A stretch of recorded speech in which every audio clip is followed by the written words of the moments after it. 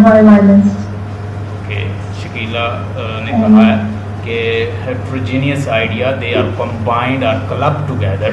So metaphysical poets they were doing like that poetry कि वो dissimilar ideas को to some extent ये Johnson ने ये डॉक्टर जॉनसन ने उसके बारे में उनके बारे में लिखा था अपनी बुक में। और बुक सम्यूल जॉनसन ने अपनी बुक के अंदर लिखा था द लाइफ ऑफ अब्राहम कॉले।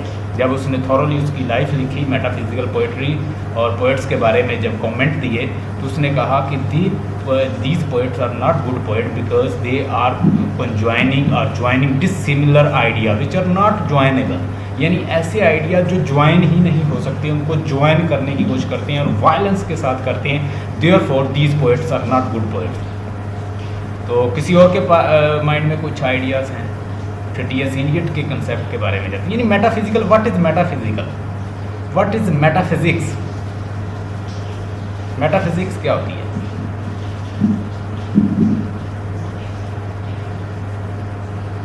नहीं पता। मेटाफिजिक्स हाँ जी, व्हाट इज़ मेटाफिजिक्स? सर मैं बताऊँ ये मेटाफिजिकल मेटा मतलब बियॉन्ड और फिजिकल वर्ड ये टर्म है और ये इसके अंतर्गत मेटाफिजिकल वर्ड जो है ना वो बियॉन्ड रियलिटी पे लिखते हैं जैसे कि फीलिंग नेचर और मतलब कि जो बियॉन्ड वर्ड के अंदर लिखते हैं जो किसी ये भी तो इंटेलेक्चुअल सारे कोर्स हैं 7-8 ही कोर्स हैं। सबसे बड़ा जो सबसे नंबर 1 पे आता है वो जॉर्डन है और इसकी पोइट्री इसने इस तरह की डिसिमिलर चीज़ों को कंबाइन किया हुआ है जिस तरह के डिज़ीन में इसने एग्जाम्पल दी रखी कि और कंपास की मतलब कि बियॉन्ड चीज़ रियलिटी पे लिखना मेटाफिजिकल। लेकिन देखा जाए तो वो बड़ी बात सुनिएगा। Yes metaphysical is beyond physic और मेटाफिजिकल जो है कि ब्रांच है फिलोसफी की। Very good. दैट एक्चुअली जी मेटाफिजिकल जो है मेटाफिजिक जो है एक्चुअली इज द ब्रांच है फिजिकल फिलोसफी है that examines the fundamental nature of reality actually. Very good. You got the point. I think you have heard lecture. यानी originally इसका meaning क्या है? The study of the being such first causes और unchanging things जो हैं। So metaphysical और ये कुछ पोइट्स ने जो है बिल्कुल जैसे जॉर्डन की उसने तारीफ की है कि जैसे सर ने बताया कि वो 17th सेंचुरी का पोइट था ये जॉर्डन जिसको किसी ने कभी पढ़कर नहीं दोबारा यहाँ देखा नहीं था। तो इसने उसको क्रिटिसाइज कर इसने उसको एडमायर कर दिया कि वो पोइट ही वो असली वो था जिसने टू जैक्सट्रापोजिशंस मीन दो डिफरेंट चीज़ों को इकट्ठा करके तो वो एक नई क्रिएशन करता है। तो पोइट ये असल में जॉर्डन है और इस जैसे मेटाफिजिकल पोइट ये असल में पोइट्स हैं। Very good. They are highly intellectual poets, and these poets were dealing with the subject like God, death, and love, and emotions, passions, feeling, and they were talking about the things like metaphysical in nature, like belief, canonization, death, love, and talk about John Donne's poetry. He is talking about love, passion, emotions, and canonizations, and belief, and something like these things. तो इस तरह की चीज़ों के ऊपर वो discuss करता है जो कि मेटाफिजिकल है इन नेचर में, कंक्रीट नहीं है। और एक और चीज़ आपको जॉन डन के बारे में बताना चाह रहा हूँ, लिख लें।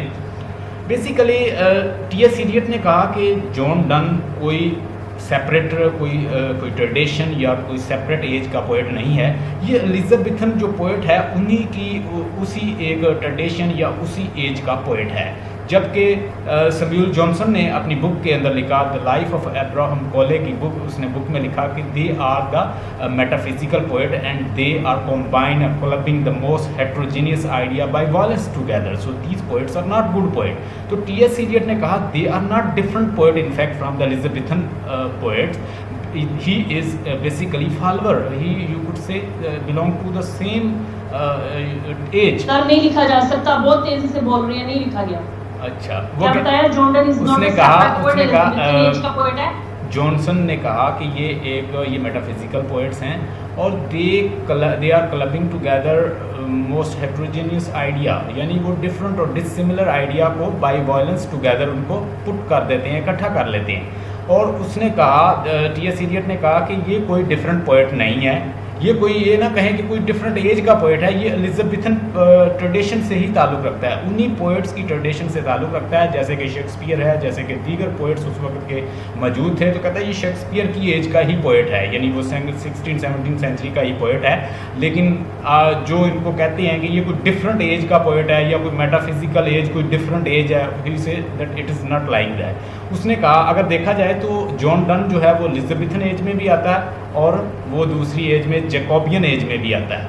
मैं आपको बताता हूँ, ये एलिजाबेथन एज का टाइम है 1558 से लेके 1603 में। 1603 में ही एलिजाबेथ की डेथ होती है और 1603 में ही उसका जो राज है वो फिनिश होता है एलिजाबेथ का।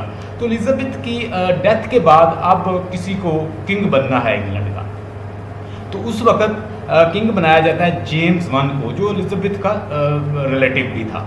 तो उसके बाद उसको जब किंग बनाया जाता है इंग्लैंड का, तो उसकी जो एज है यानी 1603 से लेके 1625 तक है। यानी अब जॉन डन की एज को ज़रा देखिएगा। जॉन डन पैदा हुआ है 1572 में और 1631 में उसकी डेथ हुई है, यानी वो आधा आ रहा है एलिजाबेथन एज में, आधा जैकोबियन एज में। ये जो जैकोबियन एज है ये जेम्स की, ये उस वक्त किंग जेम्स जो था वो बादशाह था, ठीक है। एलिजाबेथ जो है उसकी डेथ हो चुकी है। अब ये दोनों एजेस में आ रहा है, तो कुछ लोग इसको कह देते हैं जैकोबियन राइटर भी कह देंगे, ठीक है। कुछ उनको इसको एलिजाबेथन राइटर भी कह देंगे, यानी ये दोनों एजेस के अंदर आ रहा है। तो इसने कहा कि ये कोई डिफरेंट कोई पोइट नहीं है, he belongs to the same age, Elizabethan age, because he has brought something new. यानी उसने उन पोइट्स को स्टडी किया है, स्टडी करके एक नई चीज़ जो है उसने मुतारफ़ करवा दी है, but he is not different, they are very good poet.